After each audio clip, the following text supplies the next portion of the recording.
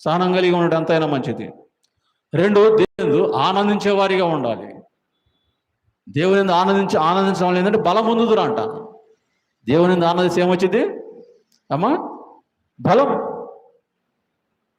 చెప్పానుగా ముందు, ఎన్ని శ్రమలు వచ్చినా ఎన్ని ఇబ్బందులు వచ్చినా యోబు దేవుని స్తుతించాడు. యెహోవా ఇచ్చెను, యెహోవా తీసుకును, ఆయన నామమునకు స్తుతి కలుగును గాక.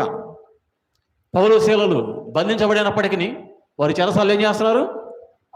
పాటలు పాడుతూ ప్రార్థన చేస్తూ ఉన్నారు, దేవుని నామాన్ని గణపరుస్తూ ఉన్నారు. కాబట్టి వారికి ఉన్న సంఖ్యలు తగ్గిపోయినాయి. యోబు 2 ఆశీర్వాదాన్ని పొందాడు. పేతురు గారు చెరసాల్లో ఉన్నప్పుడు సంఘము దేవుని ప్రార్థన చేస్తూ ఉంది, దేవుని గణపరుస్తూ ఉన్నారు.